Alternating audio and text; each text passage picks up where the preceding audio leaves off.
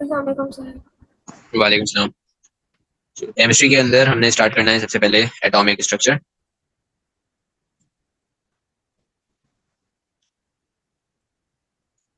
ये जो है ये हमारे सिलेबस का सबसे ज्यादा मोस्ट यूज्ड टॉपिक है। क्यों? क्योंकि ये पेपर वन में भी आता है, पेपर टू में भी आता है, यानी थ्योरी और एमसीक्यूज दोनों ये कवर करता है।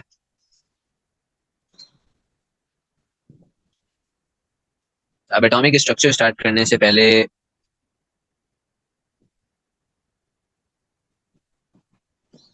एक चीज जो याद होना जरूरी है या जो समझना जरूरी है कि जो एटम होता है ना, ओ लेवल्स के अंदर हम ये चीज पढ़ते हैं कि भाई एटम के अराउंड एक ऑर्बिट होता है जिसके अंदर चीजें घूम रही होती हैं, मतलब इलेक्ट्रॉन हमारे फ्लो कर रहे होते हैं या ऑर्बिट कर रहे होते हैं राउंड शेप में।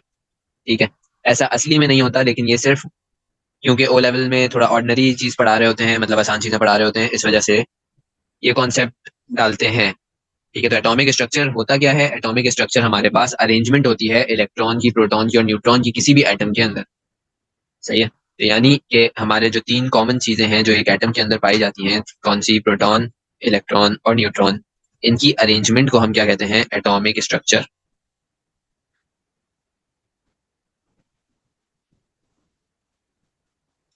तो साथ साथ नोट्स बनाने हैं। अरेंजमेंट ऑफ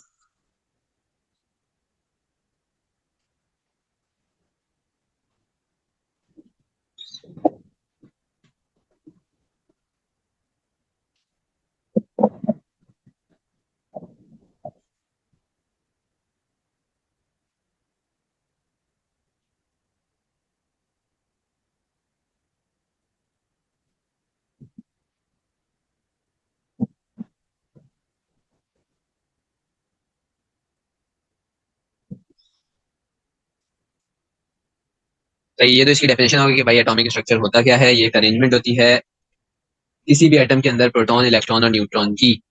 इसको एक और चीज कहते हैं, इसको हम एटॉमिक स्ट्रक्चर भी कह सकते हैं या फिर हम इसको कहते हैं स्ट्रक्चर ऑफ एन एटम।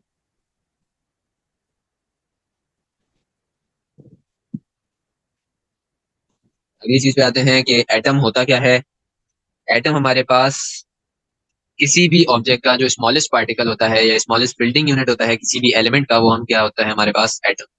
अगर हम इंसानों की बात करें, इंसानों के अंदर स्मॉलेस्ट बिल्डिंग यूनिट एक सेल है। सही। तो किसी भी इंसानों के अंदर भी एटम्स होते हैं, लेकिन वैसे अगर नॉर्मल बायो में बात करें तो किसी भी इंसान के स्मॉलेस्ट पार्टिकल उसका सेल होता है। केमिस्ट्री में किसी भी एलिमेंट का, फॉर एग्जांपल क्लोरीन है या कोई सा भी एलिमेंट है, ऑक्सीजन हो गया, क्लोरीन हो गया, जिंक हो गया, कोई सा भी एलिमेंट, उसका स्मॉलेस्ट पार्टिकल हमारे पास उसका क्या होगा? एटम होगा। तो जिंक का एटम किस चीज का स्मॉलेस्ट पार्टिकल होगा? जिंक एलिमेंट का स्मॉलेस्ट पार्टिकल होगा। तो atom is the building unit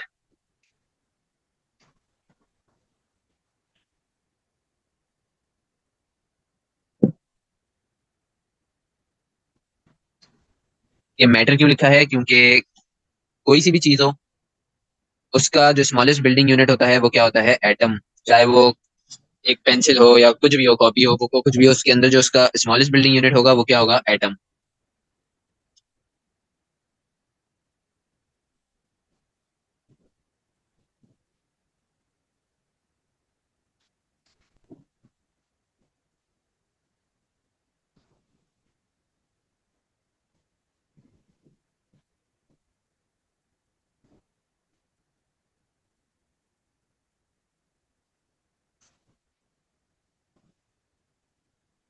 which exist independently. इसका क्या मतलब हुआ कि जो एटम है वो इंडिपेंडेंट होता है, वो किसी भी चीज पर डिपेंड नहीं होता। फॉर एग्जाम्पल अगर कोई सी मुझे चीज लेनी है तो मैं करेंसी पे डिपेंडेंट हूँ। सही है। यहाँ तक क्लियर। अब आते हैं सब एटॉमिक पार्टिकल्स पे।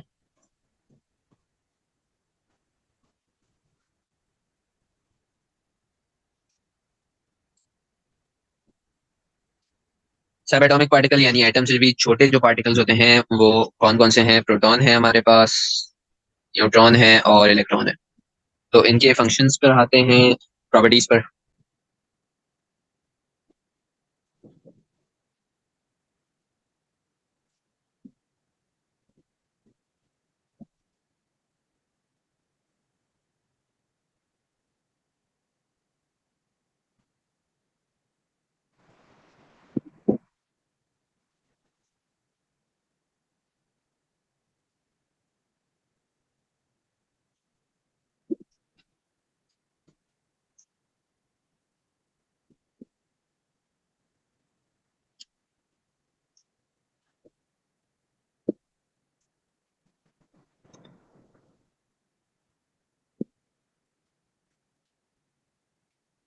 सबसे पहली चीज,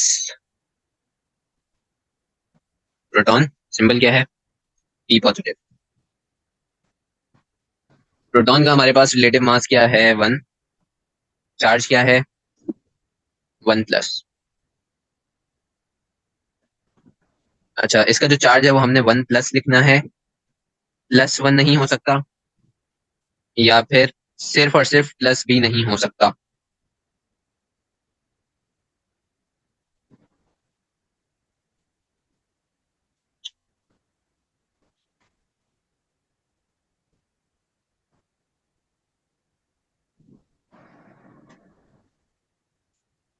पोजीशन इसकी क्या होगी? ये हमारे पास एटम के अंदर न्यूक्लियस में अवेलेबल होगा। हमारा सबसे पहला सब एटॉमिक पार्टिकल है कौन? प्रोटॉन। सिंबल क्या है? पी। मास क्या है? 1। पोजीशन न्यूक्लियस में, और रिलेटिव चार्ज क्या है? 1+। अगला, न्यूट्रॉन। न्यूट्रॉन का सिंबल है N। इसका जो रिलेटिव मास है वो क्या है? 1। चार्ज है इसका 0, और ये भी किधर है? न्यूक्लियस के अंदर।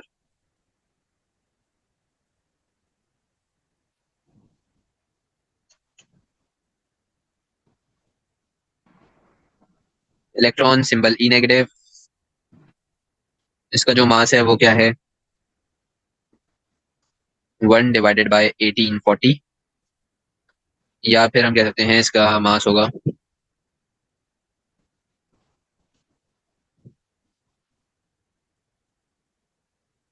10005।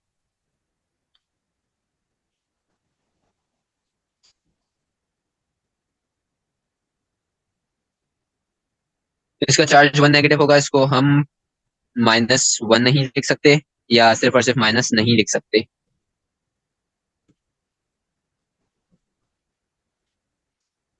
इसका पोजीशन क्या होगा? ये हमारे पास ऑर्बिट के अंदर अवेलेबल होता है। ये टेबल अपने पास बना लें।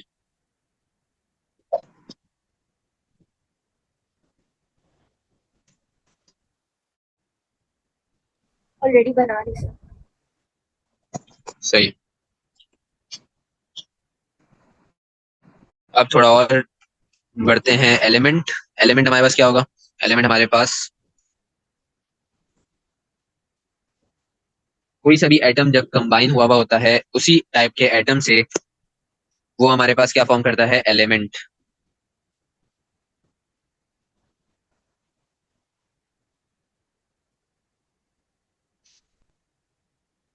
One type of atom chemically combined. इसकी एग्जांपल क्या है? इसकी एग्जांपल है फॉर एग्जांपल ऑक्सीजन, O2। ये हमारे पास ऑक्सीजन का सिर्फ और सिर्फ एक एटम है। जब ये एक एटम ऑक्सीजन का बॉन्ड बना लेगा दूसरे एटम के साथ, तो ये हमारे पास क्या बन जाएगा? एक एलिमेंट बन जाएगा, O2।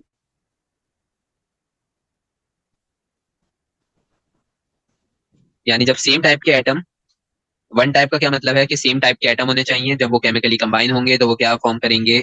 एलिमेंट। O2 हो गया, N। नाइट्रोजन हो गया। नाइट्रोजन आपस में, एक नाइट्रोजन का एटम आपस में जब बॉन्ड करेगा दूसरे नाइट्रोजन के एटम से, तो वो क्या बनाएगा? एक नाइट्रोजन का एलिमेंट। अब आते हैं अगली चीज पे, ये क्या है? कंपाउंड।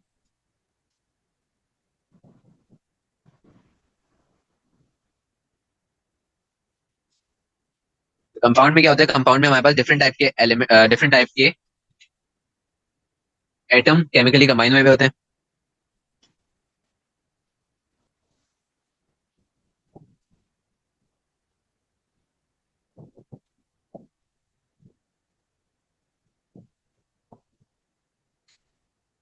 तो इसकी एग्जांपल हमारे पास क्या है? H2O, ये ClO3, पोटेशियम क्लोरेट,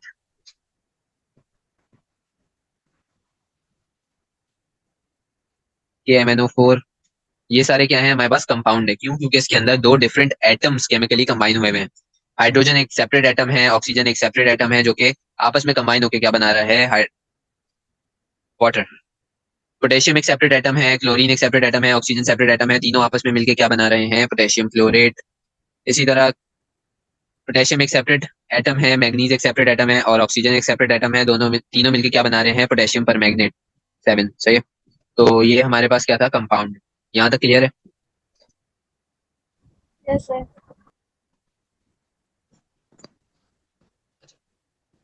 अब एक हेडिंग आपने डालनी है की पॉइंट की।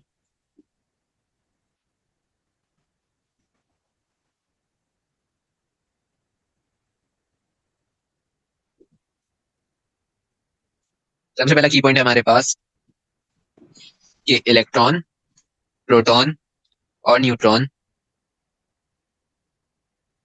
तीनों आपस में जब कंबाइन होते हैं तो क्या बनाते हैं, एटम। और जब एटम आपस में कंबाइन होते हैं या अलग अलग कंबाइन होते हैं तो क्या बनाते हैं, एलिमेंट और कंपाउंड।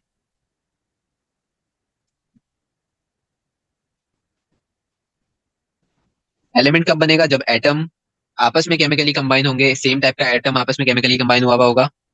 कंपाउंड कब बनेगा, जब डिफरेंट टाइप के एटम केमिकली कंबाइन हुए हुए होंगे। इसके अंदर जो की वर्ड है, यानी जो मौजूद होना हमेशा लाजमी है, वो क्या है, केमिकली कंबाइंड। क्योंकि फिजिकली कंबाइंड अगर हम कोई चीज करें, फॉर एग्जांपल आयरन फिलिंग्स को अगर हम फिजिकली सल्फर के साथ कंबाइन कर दें तो उसको सेपरेट किया जा सकता है। लेकिन कंपाउंड और एलिमेंट एक ऐसी चीज है जो कि केमिकली कंबाइन होती है और सेपरेट नहीं की जा सकती, या फिर बड़ी मुश्किल से की जा सकती है।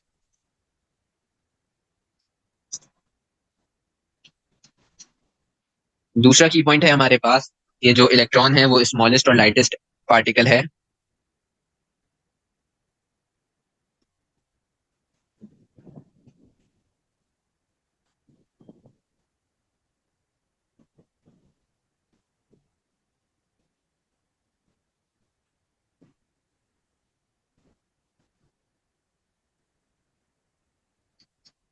अच्छा, अब हमें ये कैसे पता चलेगा कि भाई ये लाइटेस्ट पार्टिकल है, वो हमें पता चलेगा इसके रिलेटिव मास से। इसका रिलेटिव मास क्या है, 0.0005 या फिर 1/1840। जबकि बाकी चीजों का, प्रोटॉन और न्यूट्रॉन का मास कितना है, 1। और ये तीनों चीजें मिलके क्या बनाती हैं, एक एटम बनाती है। इसलिए जो स्मॉलेस्ट पार्टिकल है और जो लाइटेस्ट पार्टिकल है वो हमारे पास कौन सा होगा, इलेक्ट्रॉन का। तो ये एमसीक्यूज के लिए था। ये एमसीक्यूज में ऐसे एमसीक्यूज आ जाते हैं।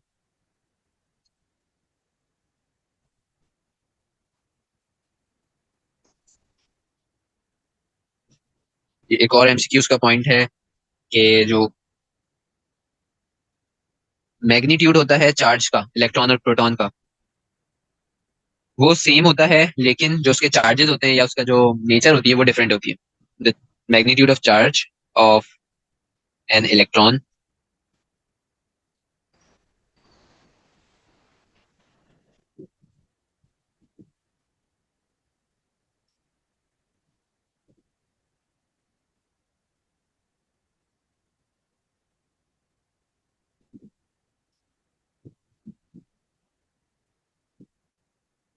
यहाँ पे जो नेचर है इसका क्या मतलब है, साइन।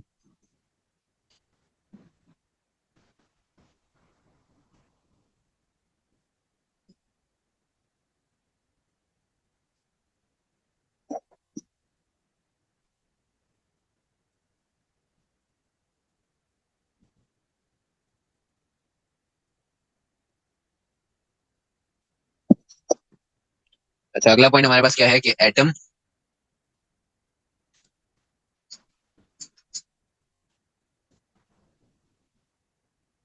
अगर किसी भी एटम के पास, जो कि नॉर्मली हर एटम के पास सेम नंबर ऑफ इलेक्ट्रॉन और प्रोटॉन होते हैं, इफ एनी एटम कंटेन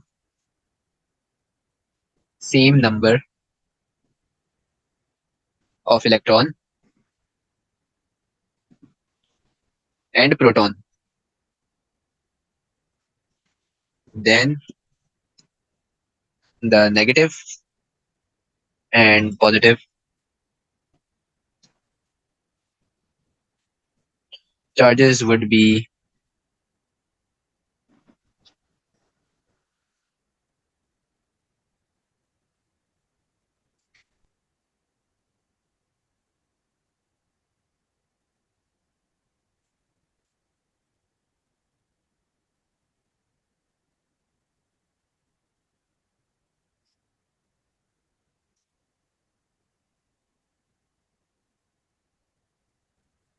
तो इस पॉइंट का क्या मतलब है? इस पॉइंट का ये मतलब है कि किसी भी एटम के पास, फॉर एग्जांपल मेरे पास एक ऑक्सीजन का एटम है, इस ऑक्सीजन के एटम के पास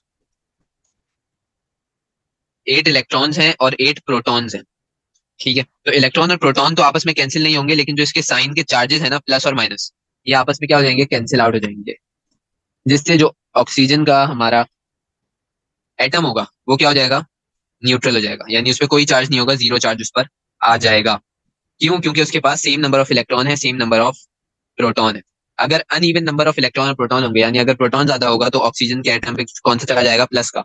अगर इलेक्ट्रॉन इसके अंदर फॉर एग्जाम्पल अगर ज्यादा हो जाता है तो इसमें नेगेटिव चार्ज आएगा। ये बात क्लियर है? नेक्स्ट पॉइंट है हमारे पास कि प्रोटॉन और न्यूट्रॉन जो है ना वो न्यूक्लियस में प्रेजेंट होता है, और जब प्रोटॉन और न्यूट्रॉन एक साथ न्यूक्लियस में प्रेजेंट होते हैं तो उसको हम कहते हैं न्यूक्लियॉन।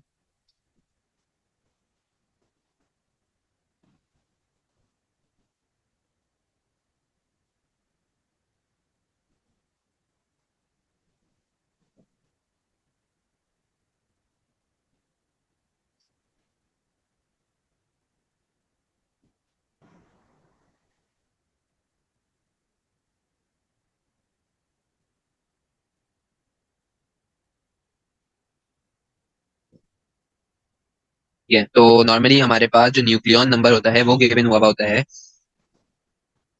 हमारा जो पीरियोडिक टेबल है उसके अंदर दो चीजें गिवन होती है, एक ऊपर लिखा होता है एटॉमिक नंबर, नीचे लिखा होता है मास नंबर। तो यहाँ पर जो हमारा मास नंबर, ये क्या रिप्रेजेंट कर रहा होता है? यहाँ पर ये हमारा मास नंबर रिप्रेजेंट कर रहा होता है न्यूक्लियॉन नंबर। और ये जो एटॉमिक नंबर होता है ये हमें क्या रिप्रेजेंट कर रहा होता है? Proton number. न्यूक्लियॉन नंबर कैसे बनेगा? न्यूक्लियॉन नंबर तब बनेगा जब प्रोटॉन प्लस हो जाएगा किससे? न्यूट्रॉन से। किसी भी एलिमेंट का अगर मुझे न्यूट्रॉन नंबर फाइंड आउट करना है कि भाई इस एलिमेंट के अंदर कितने न्यूट्रॉन है, तो मैं क्या करूंगा? प्रोटॉन नंबर को, यानी ये जो के ऊपर ए लिखा हुआ होगा या किसी भी एटम के ऊपर नंबर होगा, उसको मैं माइनस कर दूंगा, सब्ट्रैक्ट कर दूंगा नीचे वाले नंबर से, तो मेरे पास क्या आएगा? Neutron number. न्यूक्लियॉन हमारे पास होगा क्या? न्यूक्लियॉन हमारे पास होगा प्रोटॉन प्लस न्यूट्रॉन नंबर। अच्छा, नेक्स्ट पॉइंट हमारे पास है कि प्रोटॉन हमारे न्यूक्लियस में होता है। ये फॉर एग्जांपल हमारा न्यूक्लियस है, तो यहाँ पर इलेक्ट्रॉन्स होंगे हमारे पास ऑर्बिट में, और अंदर हमारे पास होगा प्रोटॉन और न्यूट्रॉन। अब क्योंकि प्रोटॉन न्यूक्लियस के अंदर है और पॉजिटिव है, जबकि जो न्यूट्रॉन है उसकी पावर क्या है? जीरो, उसका चार्ज क्या है? जीरो। तो प्रोटॉन का जो पॉजिटिव साइन है उसकी वजह से जो हमारा न्यूक्लियस है वो क्या होगा? पॉजिटिवली चार्ज होगा। क्यों? क्योंकि अभी यहाँ पर एक प्रोटॉन है और एक न्यूट्रॉन और एक इलेक्ट्रॉन है। प्रोटॉन और इलेक्ट्रॉन के पॉजिटिव और नेगेटिव साइन कैंसिल आउट हो जाएंगे, जिससे एटम क्या हो जाएगा? न्यूट्रल। लेकिन जो न्यूक्लियस होगा वो क्या होगा? Positively charge. अगर मैं ऑर्बिट की बात करूं तो ऑर्बिट क्या होगा? Negatively charge. Proton are present in the nucleus,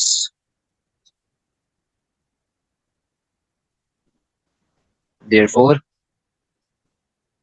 nucleus is positively charged।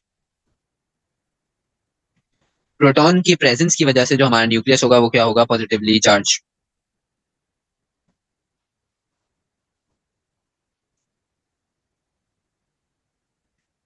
Next point है हमारे पास कि इलेक्ट्रॉन के बारे में। इलेक्ट्रॉन हमारे पास इवॉल्व कर रहा होता है या रिवॉल्व कर रहा होता है, एक ही बात है।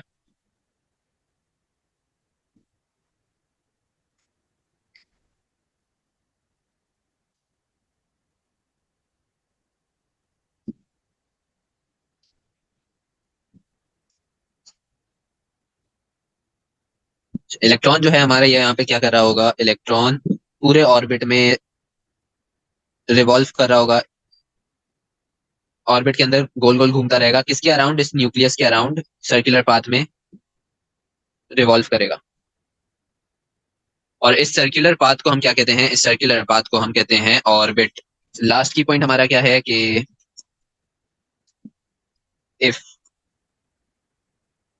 सबसे पहली चीज,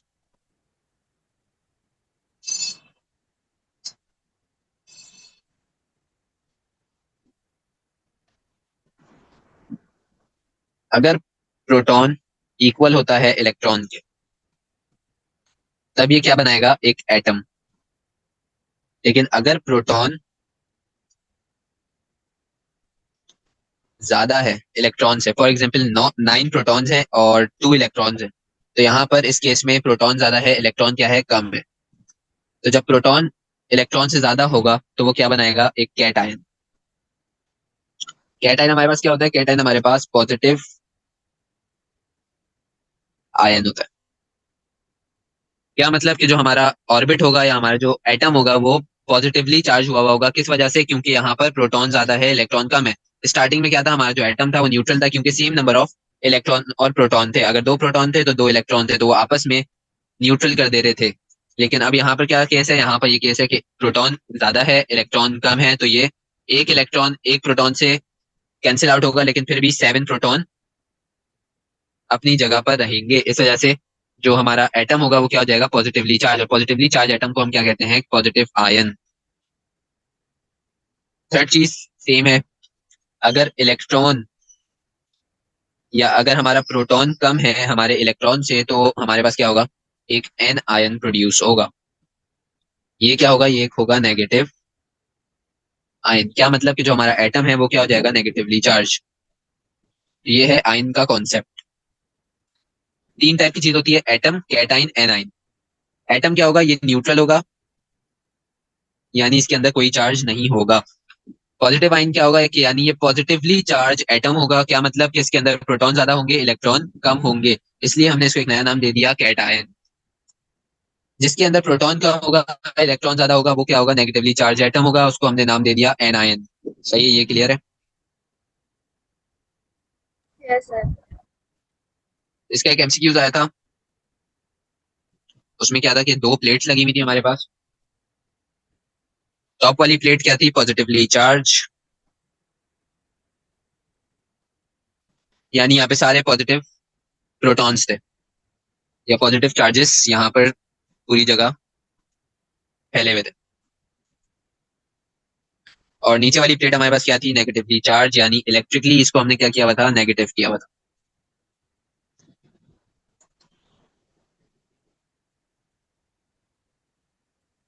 अब यहाँ पर एक बीम हमने, ये बीम क्या चीज का है, ये है इलेक्ट्रॉन, प्रोटॉन और न्यूट्रॉन का बीम है।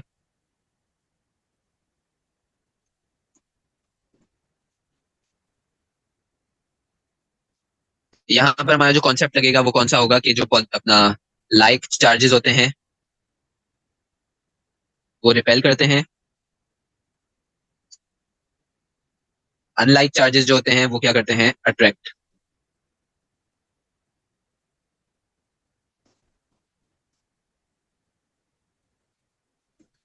लाइक चार्जेस का क्या मतलब, लाइक चार्जेस का मतलब सेम चार्जेस। अनलाइक चार्जेस का मतलब है डिफरेंट चार्जेस। अगर पॉजिटिव और पॉजिटिव को करीब लेके आया जाए तो ये क्या करेगा, रिपेल करेंगे आपस में। ये इस तरफ चला जाएगा, ये इस तरफ चला जाएगा। सिमिलरली नेगेटिव चार्जेस को अगर हम लेकर आए करीब तो वो रिपेल करेंगे। लेकिन अगर पॉजिटिव चार्ज और नेगेटिव चार्ज को एक दूसरे के नियर लेकर आए तो वो क्या करेंगे, वो अट्रैक्ट करेंगे। सही है, तो ये मैग्नेटिज्म में भी हम पढ़ेंगे अपना फिजिक्स के अंदर, जो मैग्नेटिज्म का टॉपिक है उसमें भी ये है। इलेक्ट्रिक स्टैटिक इलेक्ट्रिसिटी के अंदर भी यही चीज है, और रेडियो एक्टिविटी में भी यही है, और केमिस्ट्री के अंदर भी ये चीज यूज हुई है with the concept of electron beam, proton beam या पार्टिकल बीम।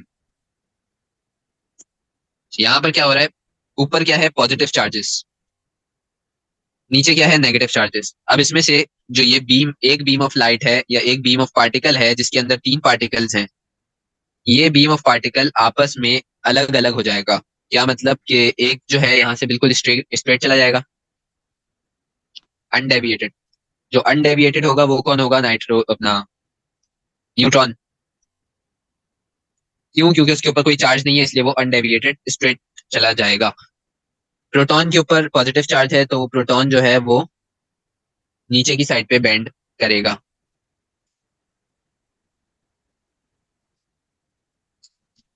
तो इस तरीके से यहाँ पर डेविएट करेगा प्रोटॉन। क्यों, क्योंकि जो नेगेटिव चार्जेस हैं वो अट्रैक्ट करेंगे प्रोटॉन के पॉजिटिव चार्ज को।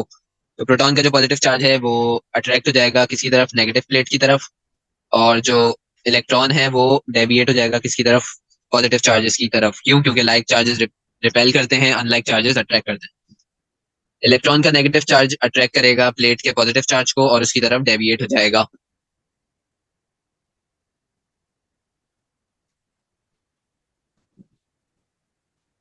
तो यहाँ पर ये कॉन्सेप्ट लग रहा है, ये हमारे पास एक एमसीक्यूज था।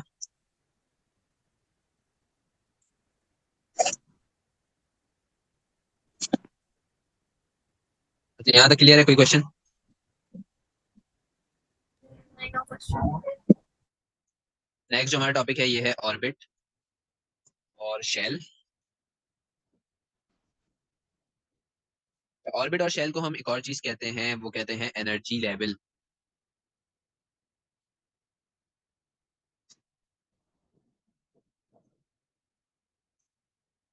एनर्जी लेवल कहने की क्या वजह है? क्योंकि हर ऑर्बिट के पास अपनी एक अलग अलग एनर्जी होती है, और जैसे जैसे ऑर्बिट इंक्रीज करते जाते हैं उसकी एनर्जी लेवल इंक्रीज करता जाता है। ये एएस के अंदर कॉन्सेप्ट है इसका, तो अभी इसके अंदर ज्यादा डीप जाने की जरूरत नहीं है। बस इतना बताना चाहिए कि ऑर्बिट के अंदर इलेक्ट्रॉन सर्कुलर पाथ में रिवॉल्व कर रहा होता है। So it is a circular path.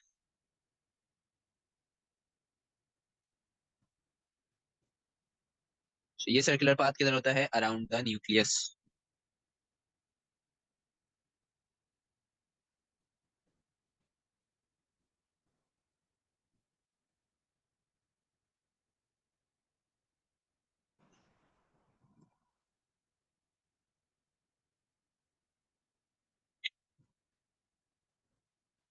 ठीक है, ये सर्कुलर पाथ है जिसके अंदर इलेक्ट्रॉन रिवॉल्व कर रहा होता है।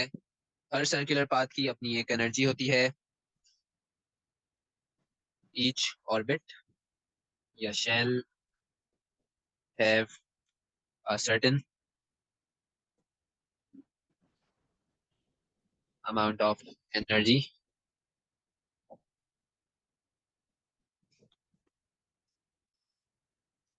so called energy level।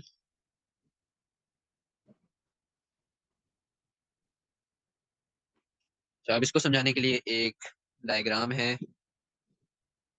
ये एक न्यूक्लियस है और इस न्यूक्लियस के अराउंड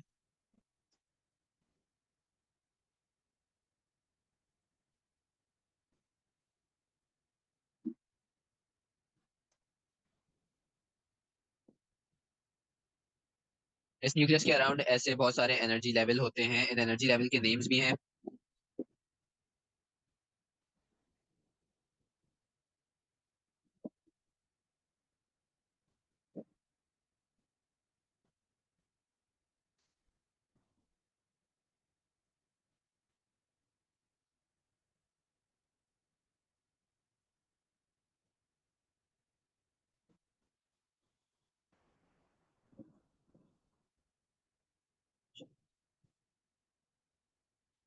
तो यहाँ पर एनर्जी का क्या मतलब है कि हर शेल के पास अपनी एक एनर्जी होगी जो कि मेजर होती है जूल्स के अंदर। फॉर एग्जाम्पल सपोज कर लेते हैं यहाँ पर 5 जूल्स, इसकी 10 जूल्स है, फिर 15 जूल्स है, और 5 जूल्स करके ये बढ़ती जा रही है, और सो ऑन। अच्छा, हर शेल का अपना एक नाम है। पहले शेल को हम कहते हैं के शेल, फिर दूसरे शेल को हम कहते हैं एल शेल, उसके बाद एम शेल, एन, ओ, पी शेल और क्यू शेल। तो ये हमारे पास 7 शेल्स हैं। इनके नाम है K shell, M shell, N shell, O shell, P shell. Shell number 1 2 3 4 5 6 7। अच्छा, इसके अंदर अगर एक चीज ऑब्जर्व करें तो वो क्या है कि यहाँ पर जैसे जैसे शेल आगे बढ़ता जा रहा है इसकी जो एनर्जी है वो क्या हो रही है? इंक्रीज हो रही है। और इसका जो साइज है वो भी क्या होगा? जैसे जैसे आगे बढ़ता जाएगा शेल का साइज भी क्या होगा? इंक्रीज होता जाएगा। तो एक पॉइंट लिख लेते हैं कि भाई as shell gets away from nucleus,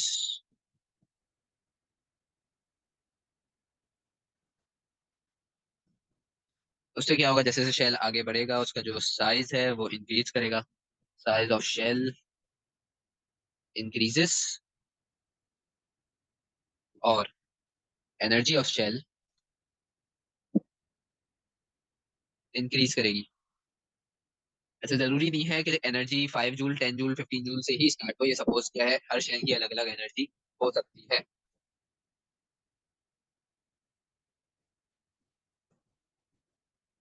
यहाँ पर अब की पॉइंट्स लिख लेते हैं।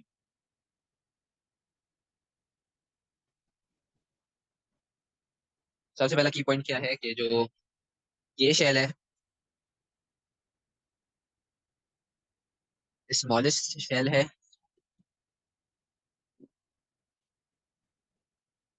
और लीस्ट एनर्जी शेल।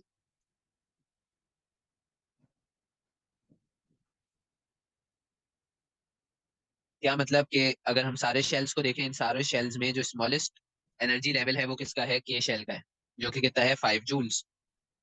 ठीक है। और जो स्मॉलेस्ट साइज होगा वो भी किसका होगा, के शेल का होगा, और के शेल के अंदर स्मॉलेस्ट नंबर ऑफ इलेक्ट्रॉन भी आएंगे जो कि सिर्फ और सिर्फ 2 इलेक्ट्रॉन्स होंगे। उसके बाद जो आउटर मोस्ट शेल होता है, outermost shell of any atom, उसको हम क्या कहते हैं, उसको हम कहते हैं वैलेंस शेल। कहीं पर भी वैलेंस शेल का जो वर्ड आए उसका क्या मतलब होगा कि वो है आउटर मोस्ट शेल या आउटर मोस्ट ऑर्बिट। तो वैलेंस का वर्ड एक और चीज में यूज होगा, द आउटर मोस्ट इलेक्ट्रॉन जो हमारे पास होगा of any atom is called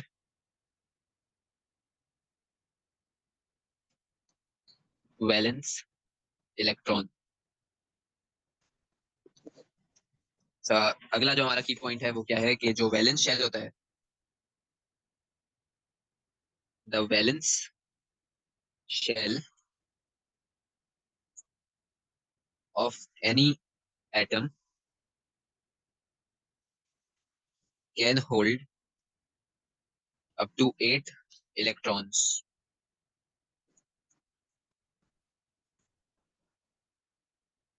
ठीक है, यानी कोई सा भी शेल होगा apart of the first shell, यानी के शेल के अलावा कोई सा भी शेल होगा उसके अंदर कितने इलेक्ट्रॉन्स आएंगे, 8 इलेक्ट्रॉन्स आएंगे। के शेल की एक एक्सेप्शन है क्योंकि इसका एनर्जी लेवल कम होता है, तो इसके अंदर सिर्फ और सिर्फ 2 इलेक्ट्रॉन्स आते हैं। फॉर एग्जाम्पल जो न्यूक्लियस के सबसे बाहर वाला शेल होगा उसके अंदर सिर्फ 2 इलेक्ट्रॉन्स होंगे पेयर्ड।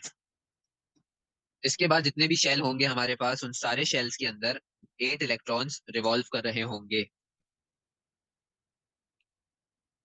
1 2 3 4 5 6, और ये 8 इलेक्ट्रॉन्स, इस शेल में भी 8 इलेक्ट्रॉन्स होंगे।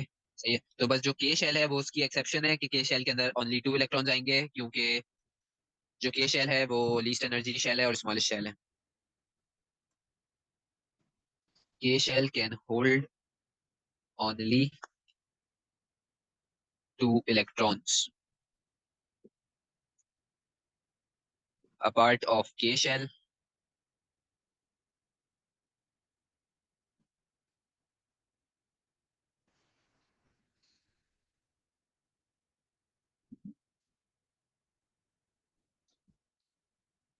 अच्छा, इसके बाद जो हमारा अनपेयर्ड वैलेंस इलेक्ट्रॉन होगा सिर्फ वही बॉन्डिंग में यूज होगा। क्या मतलब कि अगर मेरे पास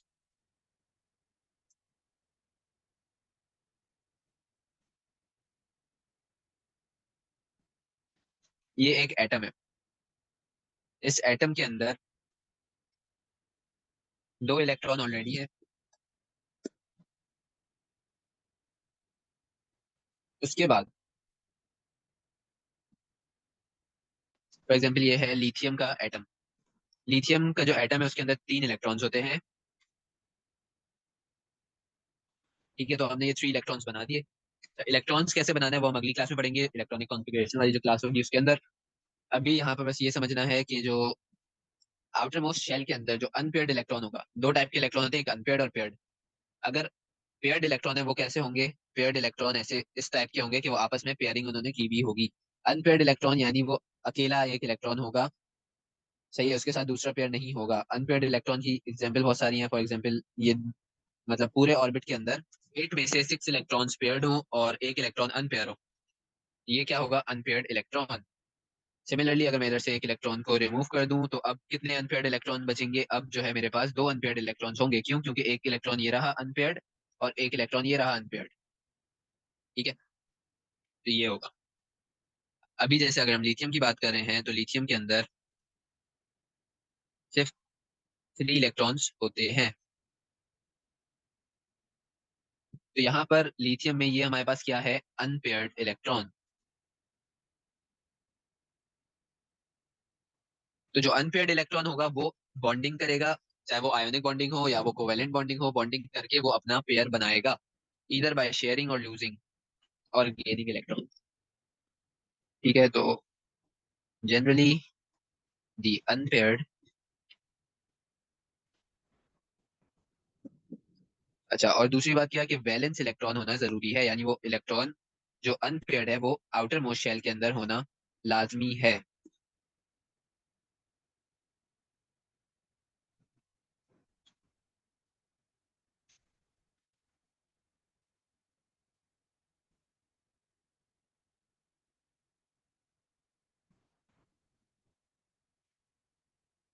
generally the unpaired valence electron undergoes the chemical bonding.